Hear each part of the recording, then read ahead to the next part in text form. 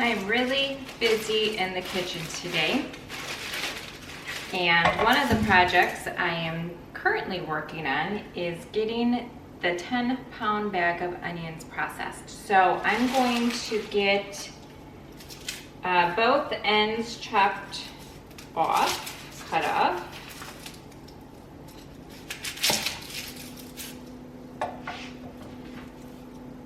I've got a scrap bowl that those are going in, and then I'm going to cut them into half moon shaped size. So I'm going to slice it down the middle. Definitely get the peel off, of course. So when you have your onion cut in half here, lay the flat surface on your cutting board.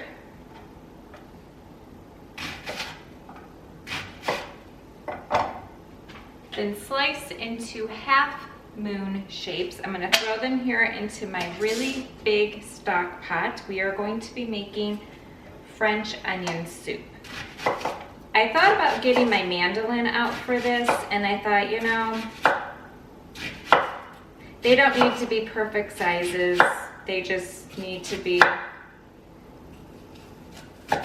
quickly chopped. And sometimes having to deal with the guard on a mandolin can be super annoying. Slows you down a little bit. You're always left with a little piece of whatever you're working with, and then you have to cut that anyhow. So I just thought, nope, we'll just do it real quick by hand. No big deal.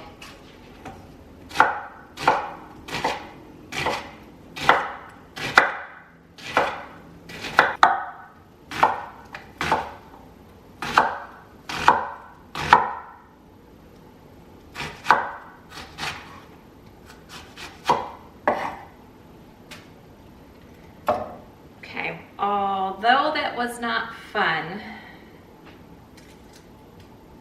I can think of a lot of other things that would have been a lot more miserable. I only cried a little bit, so that's always good. Okay, so get my mess cleaned up here. All my onions here in the pot.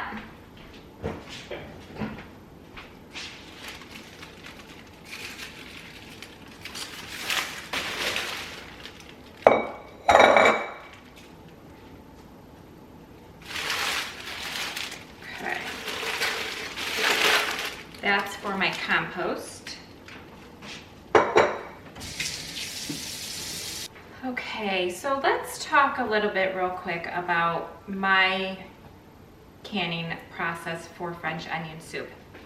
If you're new to canning, or if you've kind of just started the process, maybe even if you've done it now for a little while, you may hear from time to time there are definitely food groups that you do not want to can for safety purposes, or sometimes it's not necessarily been deemed unsafe, but you tend to not have a good product in the end of the canning session. So one of the do not can foods is dairy, as well as butter. Butter is of course grouped into your dairy, but it's also a fat. Now with canning French onion soup and some other maybe recipes and foods, you might hear from time to time to not use butter. Well, I'm going to tell you that I do put butter in my French onion soup, even for canning. My thought process on this is the little bit of butter I use in comparison to what the overall total batch is going to be is very little per jar. I am not using so much that by the end of the process it's going to harden.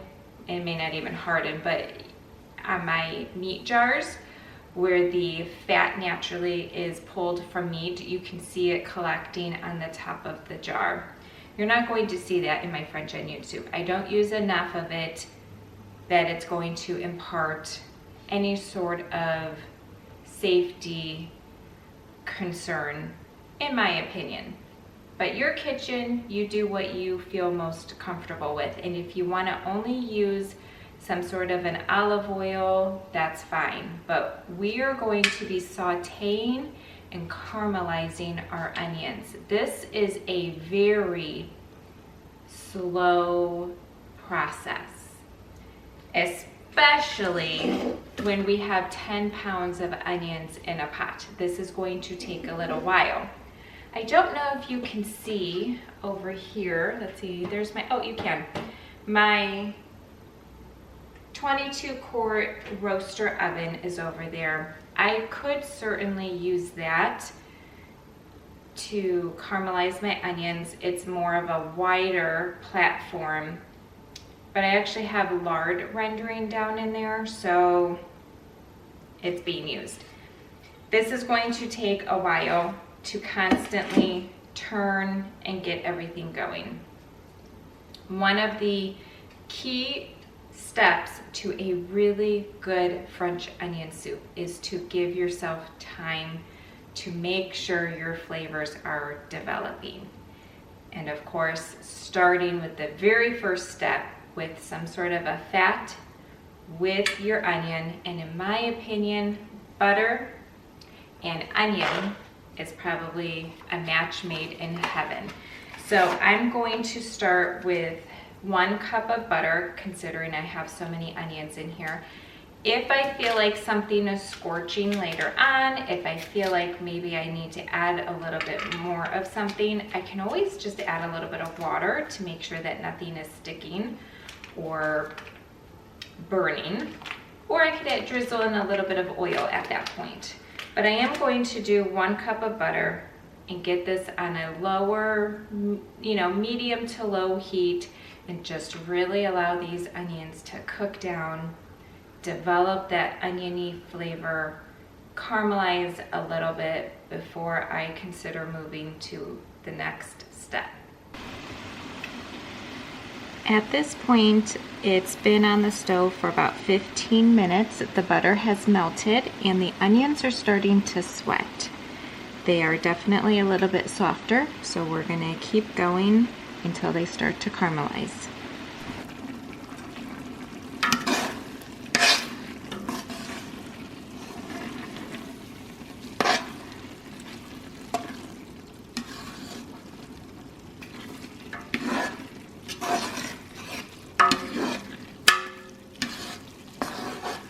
So the onions have come to a point where I feel like they are as caramelized as I want them to be.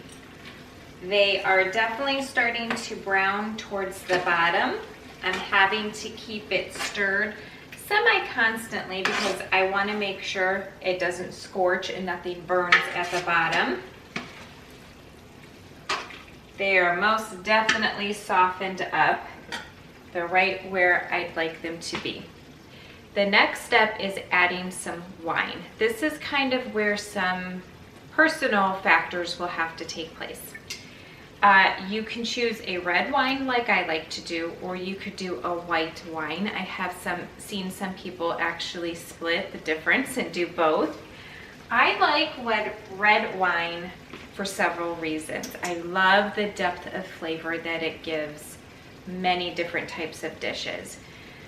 White wine, I believe, does lend a little bit of a lighter flavor, and I like the more deep type of flavor that a red would give you. I also think red compares to beef very, very well, and we will be adding beef stock to this. And so I think the two are just very compatible with one another, and then add in the onion flavor and it just is wonderful. So I'm going to add probably about 2 cups of red wine, which is about the rest of this bottle.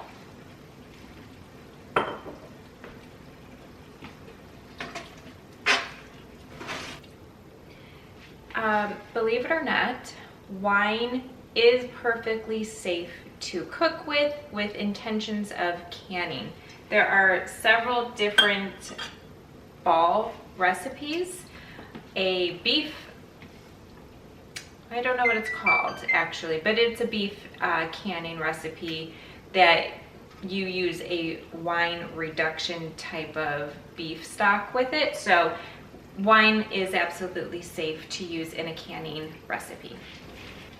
So the beef stock that I'm using is actually coming from my freezer, so I'm gonna work on getting that thawed here in the microwave while this simmers for 15 to 20 minutes. I really want that wine to reduce, really cook out that alcohol that's in there before we move to the next step. Every single step that I am doing currently is working to build flavor. And so you don't want to throw your wine in there and in 5 minutes just keep adding to your stock pot.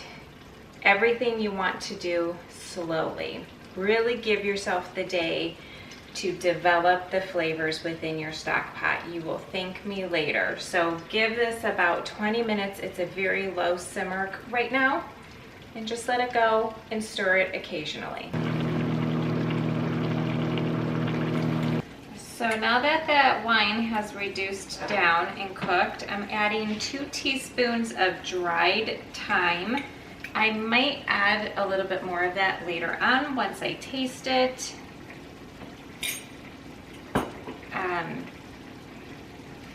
Thyme is probably the most notable herb in French onion soup. It is the most common herb used amongst all recipes. It really would be missed in my opinion. Dried is perfectly fine. I use dried herbs when canning all of the time. Summertime, I have fresh herbs available to me, which is why I tend to use it for like salsas and things of that nature, but it just isn't necessary to only use fresh, so don't shy away from that. We are going to add some beef stock. Oh, it smells so good. I'm adding one, these are not fully thawed. So I'm adding 1, 2,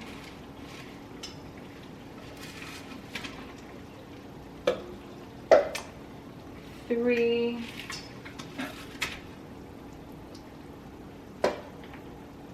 and a half of my beef stock.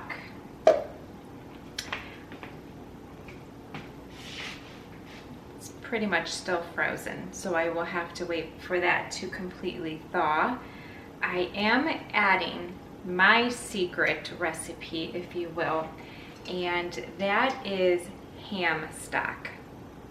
The flavor, the saltiness that this gives this dish is one of those things where when somebody's eating it, they're just like, man, what is that? Like, what is so good in here? They can't quite figure it out. It's ham stock.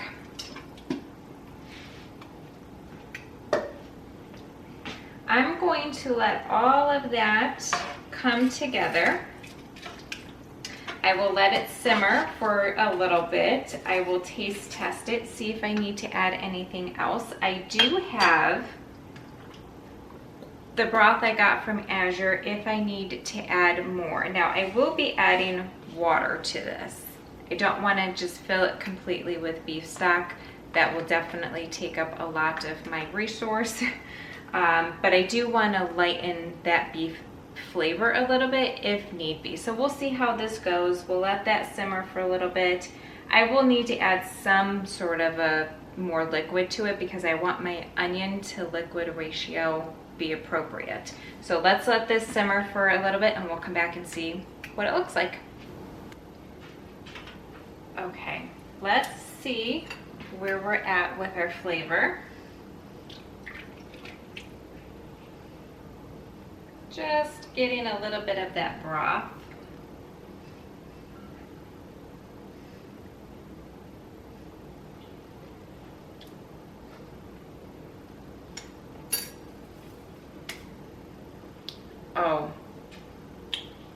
perfect. I'm gonna add a little bit of salt. I did add the ham broth, as you know, and so that's why I wanted to kind of hold off on any additional salt. Some pepper, just a little bit.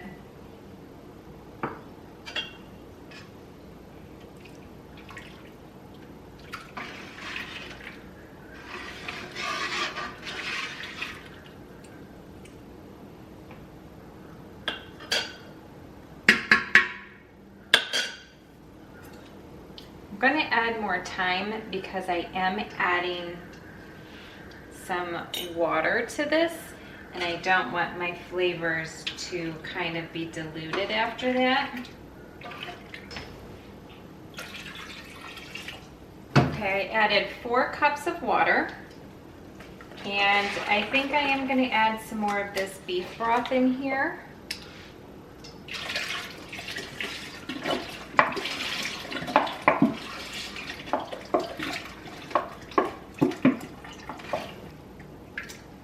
Let me show you what it's looking like so far and what it is I'm trying to decide.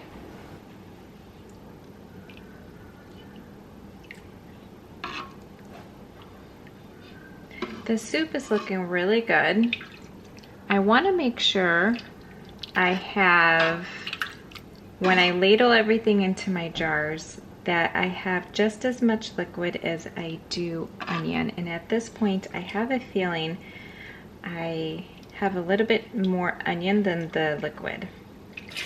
And if I need to, I can still add more wine. I will just let it simmer for a while first.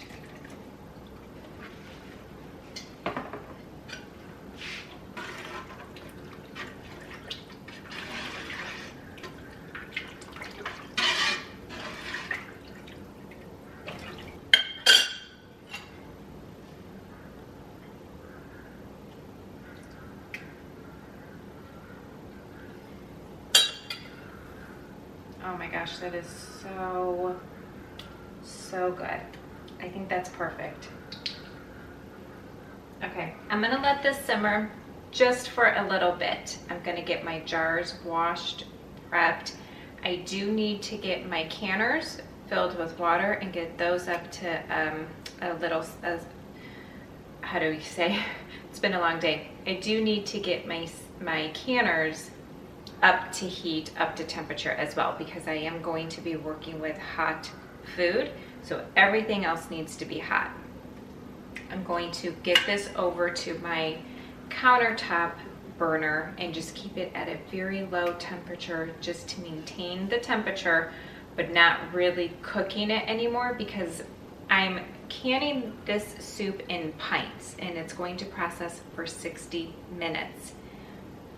That process in itself is going to further develop all of those flavors that we have in here, and I really want to be careful not to process anything for too long to further break down the onion that's in here. So I want to keep heat on it, but I don't really want it to simmer and cook. I hope that makes sense. Since it is dinner time in the kitchen, I've got some visitors sitting at the kitchen table talking with me while I get these jars filled up. So I wasn't able to talk you through it during the process, but I figured that's okay. We've done this a few times with each other now.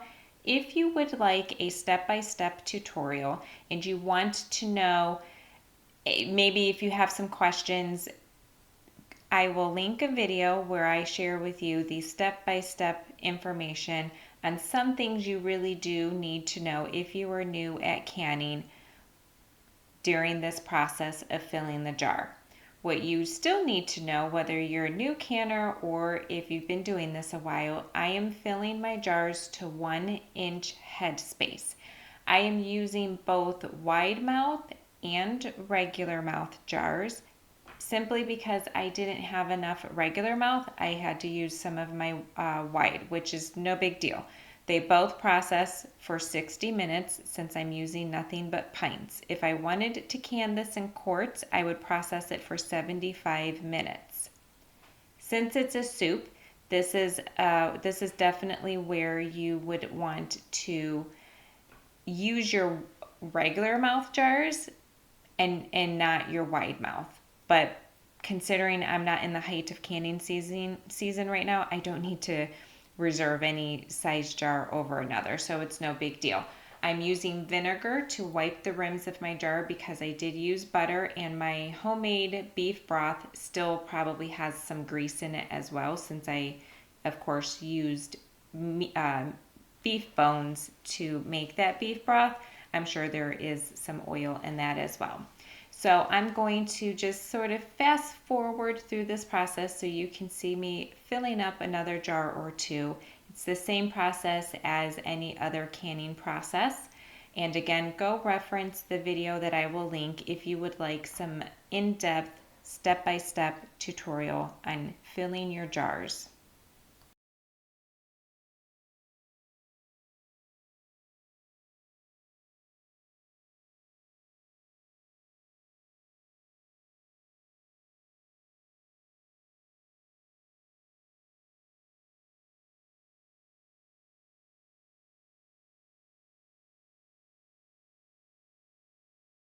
I am really happy to share with you that all of my jars sealed. So usually I end my video bringing the jars out of the canner, and today I figured I would show you there is another step after the night is over. You have taken your jars out of the canner.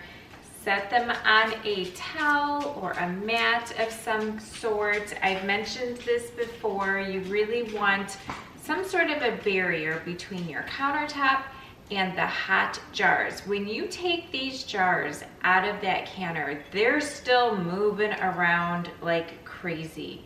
They are very hot. You don't want to put that really hot jar onto a very cold countertop. So, just a side note there. So the next day, they've all been cooled down. They can be handled, obviously. If there are any jars that did not seal, go ahead, tighten that ring, and get them into the fridge. You want to do that within 24 hours. So if you do a canning session, say, you know, you get them out of the jar and it's like 5 o'clock at night, you're gonna have to still wait by the time you go to bed because they are still gonna be semi-hot. By then, you could probably tell, if it's been 4 to 5 hours, you could probably tell if there's a jar that's not going to seal, and you could probably put it in the fridge. But the guideline is within 24 hours, it's still safe to put in the fridge if you don't notice it ahead of time. The other thing that I do is, I've shared this, I do a tap test.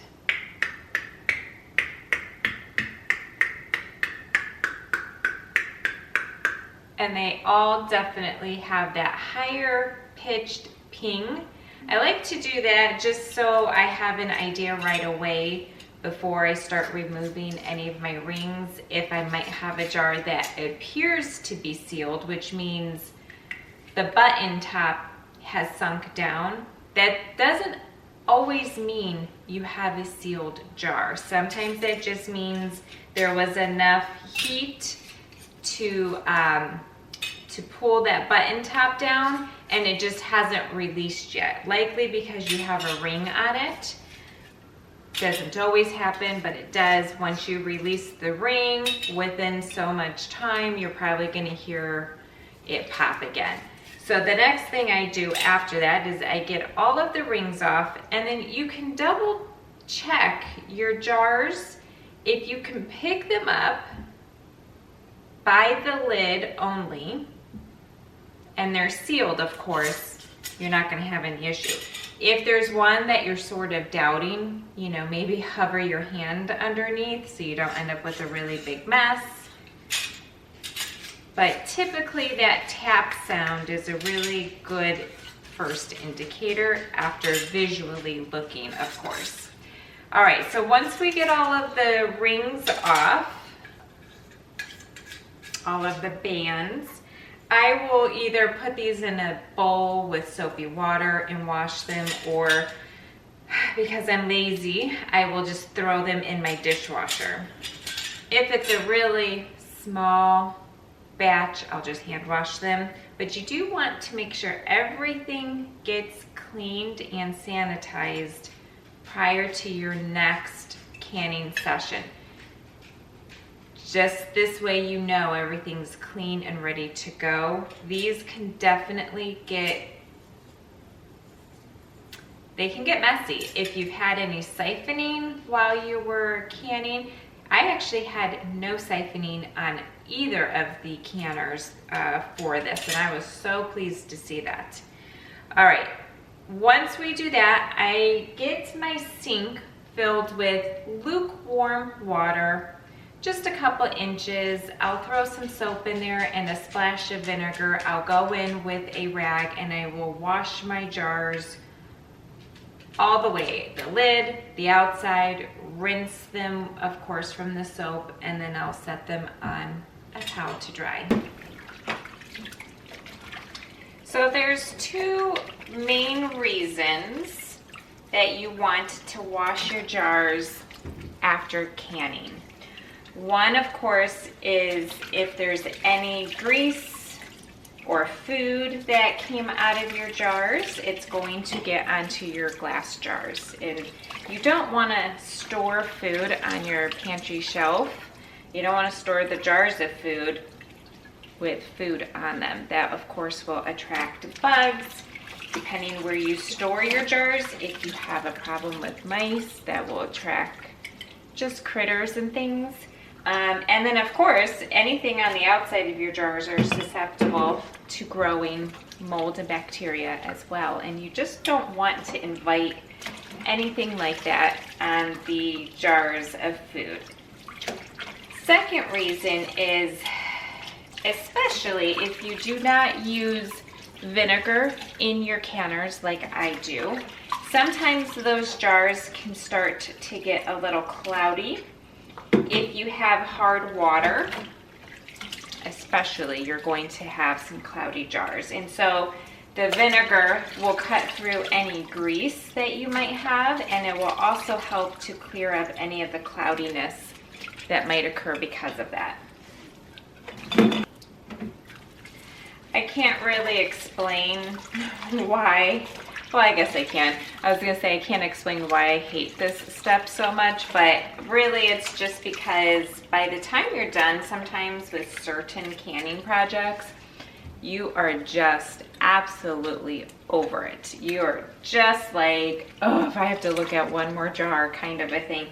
This process wasn't too bad. Most of the time, you know, was hands off, just waiting for those onions to cook down until you're ready for them. So it was a rather easy process. I still, for some reason, just don't like having to do this part, but it's super important. It is just as important to not skip this step as it would be to process your jars for the appropriate amount of time. So part of it is seeing the process from start to finish, you know. Okay, so we've got them completely washed. We're going to dry them, and then you're going to label what it is. Trust me, I know right now we know what this is. These jars could last in your pantry for 2 weeks, for 2 months, for 2 years. Depending on what it is, that's a very realistic outcome. Now, this soup isn't going to last a year in my pantry. I could tell you that right now. In fact, a couple of these jars are going to go to my daughter-in-law, and I'm going to share a couple with my mom. And if I have any other family members who want some, absolutely go right ahead. So I always encourage labeling, because you could build your pantry later on and you might end up putting something else in your pantry that looks awfully similar to this. And if you're not labeling things thinking you're going to know what it is by sight, stuff like that, mistakes can happen. I don't currently right now, but I will here in the future. I do usually, actually oh yeah, I think I might have just 1 or 2 jars. But anyway, I do onion broth, which could definitely be mistaken for the French onion soup. And I'm gonna tell you right now, I do not want to mistake those two. My onion broth is good. It lends a lot of flavor to the appropriate dish, but it does not have the depth of flavor that my French onion soup has, of course. So I don't want to open that thinking it's soup, and it's not. And I certainly do not want to open a jar of my French onion soup, mistaking it for onion broth and putting this in a recipe, because this is a hot commodity in my pantry. We love it so much. This is definitely to be enjoyed as a soup only. I also want to point out how beautiful does that color look. These are just so rich in flavor. Oh, I'm really excited to open my first jar, which I'm not sure when that's going to be, but it will be this week sometime. I just don't know for sure, because we've got some